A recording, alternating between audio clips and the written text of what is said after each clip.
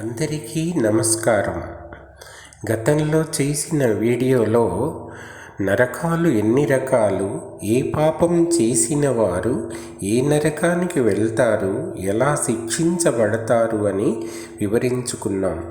ఈ నరకాలలో 10 నరకాల గురించి వివరించుకున్నాం. ఇప్పుడు మిగిలిన నరకాల గురించి వివరించుకుందాం. వివరిస్తున్నవారు బాలసుబ్రహ్మణ్యం, కలవలపల్లి. 11వ నరకం సందంశ్యము. సద్బ్రాహ్మణ ధనాన్ని దోచుకోవడం, వారిని మోసగించడం చేసిన పాపాత్ములు ఈ నరకంలో కాల్చబడిన ఇనుప ఊచలతో హింసించబడతారు. తర్వాత నరకం తప్తసూర్మి. తన ధర్మపత్ని కాక ఇతర స్త్రీలతో వ్యభిచరించే పురుషులు, తన భర్త కాక ఇతరులతో వ్యభిచరించే స్త్రీలు ఈ నరకంలో పడి ఎర్రగా కాల్చబడిన ఇనుప విగ్రహాలను కౌకలించుకునే హింసను పొందుతారు. వజ్రకంటక శాల్మలి. ధనం మీద అత్యాశ, లోభము, స్వార్థానికై చేయరాని పాపకర్మలు చేసిన వారు ఈ నరకంలో పడతారు. ఇందులో వజ్రపు అంచుల్లాంటి వాడి అయిన ముళ్ళుగల బూరుగు వృక్షాలను ఎక్కించడం, దించడం చేస్తూ పాపాత్ముల దేహాల నుండి రక్తధారలు కారేట్లుగా కొట్టి హింసిస్తారు. వైతరణి. చీము, నెత్తురు, మలమూత్రమయమై నరకానికి చుట్టూ ప్రవహించే నది వైతరణి. ధర్మరక్షణ చేయవలసిన ప్రభువులు, అధికారులు తమ విధులను ఆచరించకపోతే ఈ నదిలో పడి భయంకరమైన రాక్షసుల చేత పీడింపబడి వాళ్ళ చేతనే తినబడతారు. పుయోదము అని నరకం. ఆచారాలను, నిత్య నైమిత్తిక కర్మలను వదిలిపెట్టి భక్షణం, అపేయపానం చేసేటువంటి వ్యభిచారులైన బ్రాహ్మణ వంశజులు వైతరిణి లాంటి ఈ సముద్ర నరకమున పడి మునుగుతూ తేలుతూ హీనంగా హింసింపబడతారు. ప్రాణ నిరోధము. వేట అనేది క్రూర మృగాల నుండి ప్రజలను రక్షించడానికి ఏర్పడిన ఒక ప్రక్రియ. ప్రజారక్షణానికి కాక వినోదానికి జంతువులను చంపేవారు ఈ నరకంలో యమభటుల చేత బాణాలచే కొట్టబడి హింసింపబడతారు. విశేషణం. పేరు కొరకు, ఆడంబరం కొరకు జంతువులను చంపి యజ్ఞాలను ఆచరించేవారు ఈ నరకంలో హింసింపబడతారు. లాలాభక్షము. స్త్రీలచే కామ ప్రకోపంతో వీర్యపానం చేయించువారు ఈ నరకంలో హింసలను పొందుతారు. సారమేయోదనం.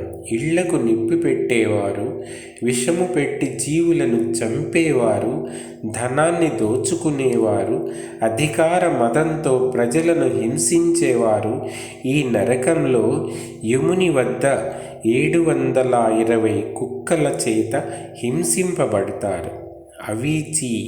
అసత్యమాడడం, అబద్ధం సాక్ష్యాలు చెప్పడం ఇలాంటి పాపకర్మలను చేసి పాపాత్ములు ఈ నరకంలో పడి ఎత్తైన కొండల నుండి క్రిందికి త్రోయబడతారు.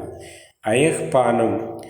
యజ్ఞదీక్షితులు ధర్మము తప్పి ఎప్పుడైనా సురాపానం చేస్తే ఈ నరకంను పొంది కరిగించిన వేడి ఇనుప ద్రవమును గొంతులో పోయబడి హింసింపబడతారు.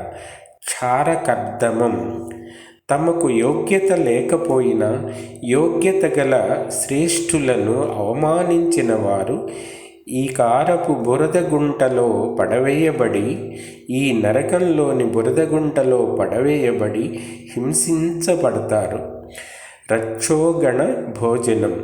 తమ కోరికలు తీర్చుకోవడానికి దేవతలకు జంతువులను బలులుగా ఇచ్చి అలాంటి పాపాలు చేసిన వారు ఈ నరకంలో రాక్షసుల చేత పీడింపబడి వారి చేతనే తినబడతారు. శూలప్రోతము. జంతువులను వలపన్ని పట్టి వాటితో ఆటలాడి వినోదించేవారు. ఆ తరువాత వాటిని చంపేవారు. ఇనుప శూలాలకు గుచ్చబడి ఇనుప ముక్కులు గల కాకులు గ్రద్దల చేత పొడువబడి తినబడేటట్లుగా ఈ నరకంలో పారవేయబడతారు. దంతశూకము. ఇతరులను శూలాల వంటి విషము వంటి మాటలతో బాధించేవారు ఈ నరకంలో పాముల చేత కరవబడి హింసను పొందుతారు. అవట విరోధము. అంధ బధిర శిశువులు ఆదిగా ఉన్న వారిని గోతులలో నూతులలో పడవేసి వినోదించే పాపాత్ములు ఈ నరకంలో విషాగ్ని జ్వాలల్లో పడవేయబడి హింస పొందుతారు. అపర్యావర్తనం. ఇంటికి వచ్చిన అతిథి అభ్యాగతులను అవమానపరచి కోపము చూపే పాపాత్ములు ఈ నరకంలో పడి గ్రద్దల చేత కళ్ళను పీకించుకుని హింసపడతారు. సూచీముఖం. ఇంటికి వచ్చిన గురువులు ఆదిగా గల శ్రేయోభిలాషులను దొంగలుగా భావించు పాపాత్ములు ఈ నరకంలో ధన పిశాచ బాధితులై శరీరమంతా సూది దారాల చేత కుట్లు వేయబడి హింస పొందుతారు అని సుఖయోగి యమలోకంలో ఇలాంటి చిన్నవి పెద్దవి అయిన నరకాలు వేల కొలది ఉన్నాయి. ఇప్పుడు చెప్పబడిన పాపాత్ములు కానీ చెప్పబడని పాపకర్మలు చేసిన వారు కానీ ఈ సమస్త నరకాలలో ప్రవేశిస్తారు. ధర్మాచరణ పరులైన పుణ్యాత్ములు స్వర్గాది ఊర్ధ్వలోకాలకు వెళ్ళగలుగుతారు.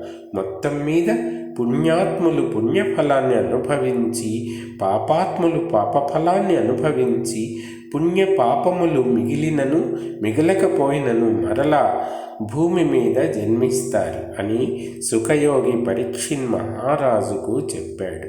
ధన్యవాదాలు.